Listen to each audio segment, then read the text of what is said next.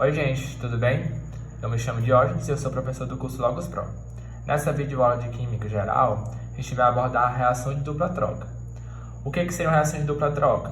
É quando tem duas substâncias compostas, que eu vou chamar de substância composta 1 e substância composta 2, e no produto eu vou ter outras duas substâncias compostas, certo?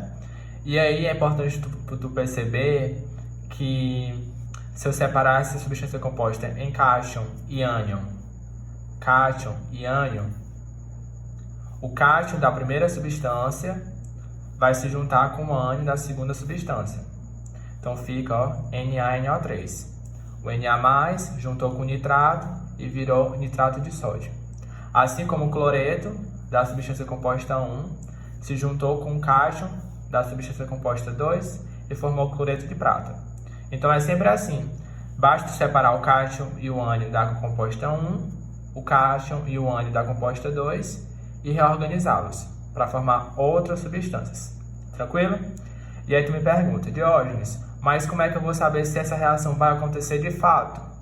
Né? Para verificar a ocorrência da reação, é necessário formar pelo menos um dos produtos especificados. Repetindo, pelo menos. Não é obrigado a formar os 4 simultaneamente, ok? Tem que formar pelo menos um deles. E quais são esses aspectos? Quais são esses produtos que têm que ser formados? Tu vai ter formação de precipitado, que nada mais é que corpo de fundo, certo? Quando forma um sólido no produto. Ou tu pode ter formação de eletrólito mais volátil. O que se entende por eletrólito? Aqui no caso, o eletrólito vai ser ou um ácido ou uma base, tranquilo? Ou tu pode ter formação de gás ou formação de eletrólito mais fraco, ok? Repetindo, para acontecer a dupla troca, tu tem que ter apenas um deles, pelo menos um deles. Pode, na verdade,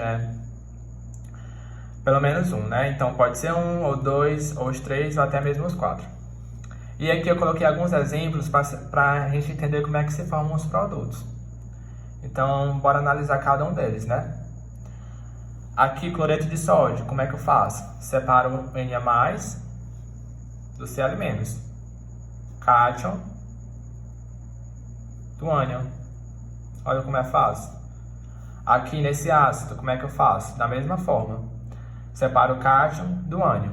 A diferença é porque, como é um ácido mais composto, né, mais complexo, não vai ser um ânion simples. Esse ânion aqui no caso vai ser o sulfato, SO4. Diógenes, qual a carga dele? Uma dica muito interessante é tu pegar a atomicidade do hidrogênio. Tá vendo esse 2? Ele passa para cá como sendo 2-. Ou seja, o SO4 tem carga 2-, o sulfato tem carga 2-. E o H? O H é o H+, que está presente em todo o ácido. Então, o H2SO4 eu vou separar em H+, e SO4 2-. Qual foi a dica que eu dei no início do vídeo? Tu vai juntar o cátion de um com o ânion do outro.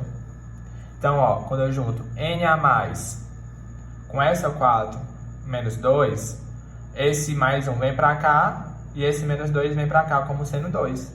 Aí vira o sulfato de sódio.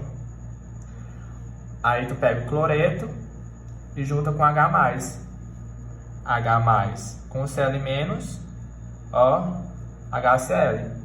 Diógenes, por que essa reação aconteceu? Inicialmente no reagente tu tinha um H2SO4, que é um ácido forte e um ácido fixo. Aqui no produto tu forma um HCl, que é um ácido volátil. Então tu foi de um ácido fixo para um ácido volátil, que é justamente esse segundo caso aqui, formação de eletrólito mais volátil. Por isso que a reação aconteceu. Talvez tu tenha dificuldade em conseguir identificar como é um ácido fixo e como é um ácido volátil. Na aula de ácidos vai ser esmiuçado isso de uma forma bem ampla, bem completa, certo? Mas aqui eu posso falar para ti que de uma forma assim bem superficial. Os ácidos voláteis são, em geral, os hidrácidos. Hidrácido. Diógenes, o que é um hidrácido? É aquele ácido que não tem oxigênio. Então, por exemplo, HCl é um hidrácido porque não tem oxigênio, portanto, eu classifico ele como sendo ácido volátil. Tranquilo? Bora para a segunda reação. Ácido clorídrico reagindo com carbonato de cálcio, formando ácido carbônico e cloreto de cálcio. Qual o primeiro passo? Tu vai separar o cálcio e o ânion dos dois compostos. Então, bora lá. Ó. H+, separa do Cl-, e o Ca separa do CO3. Esse carbonato de cálcio tem um porémzinho nele, né? Qual é esse porémzinho? Tu tem que lembrar que o cálcio é da família 2A. Portanto, o NOx dele vai ser 2+. Se o NOx do cálcio é 2+, para neutralizar com ele tem que ser -2. Portanto, o CO3, que é o carbonato, tem NOx -2. E aí o que acontece? Quando juntar o H+, com o carbonato, vai formar justamente o H2CO3, o ácido carbônico. Ó. H+, com CO3 -2. Esse -2 passa para cá e esse +1 vem para cá. Ó. H2CO3. A mesma forma, vou pegar o cloreto junto com o cálcio. Então, ó, Ca2+ com o Cl-. Esse 2+ vem para cá e esse -1 vem para cá. CaCl2. E aí, uma dica muito importante que tem que saber é a respeito desse ácido carbônico. O ácido carbônico ele é um ácido instável, né? Além de ser fraco, ele é instável. O que isso significa? Que ele vai se decompor na hora que ele for produzido. Então, tu escreve o produto, certo?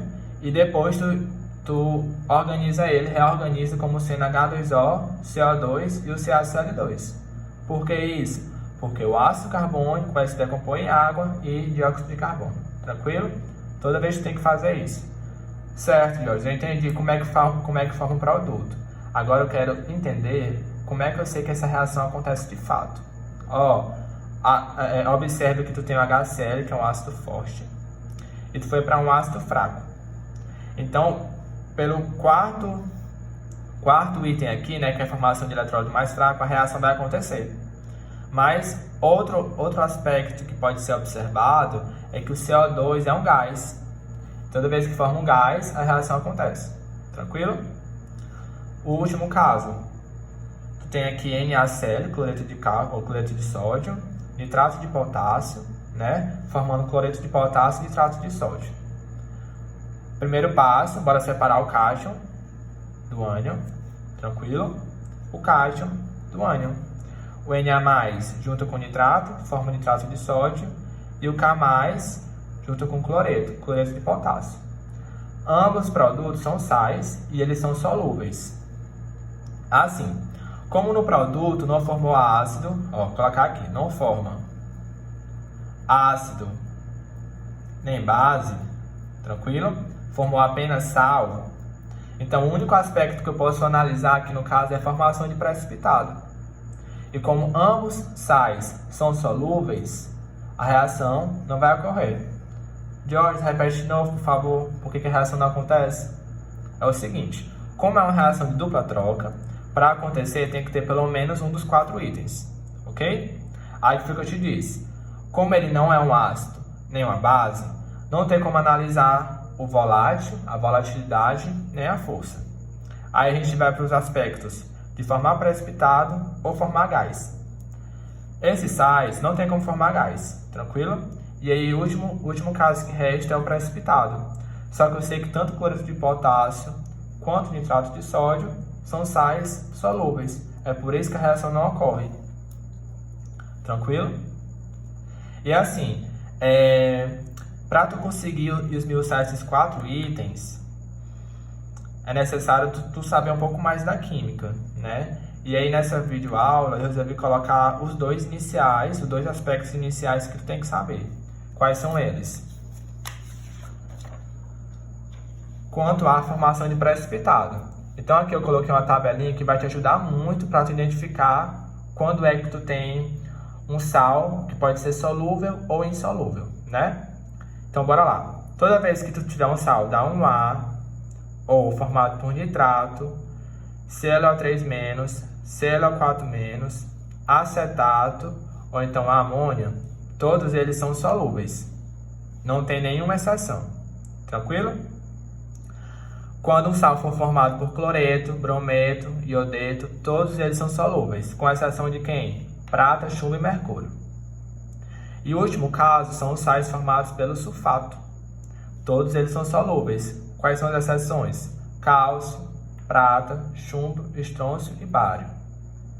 Diógenes, me dá alguns exemplos, então bora lá. Ó, tu tem o Na2, SO4, sulfato de sódio. Não é o sulfato? Sulfatos são o quê? Todos solúveis, com exceção de quem? Cálcio, prata, chumbo, estrôncio e bário. O sódio apareceu aqui? Não apareceu. Então, posso classificar esse sal como sendo solúvel. Por outro lado, se eu tivesse, por exemplo, iodeto de prata, o I- é o que? I- solúvel, com exceção de quem? Prata, chumbo e mercúrio. Então, o iodeto de prata vai ser insolúvel. Se ele é insolúvel, ele forma precipitado. Tranquilo? Formou precipitado quer dizer o que? Que a reação ocorre.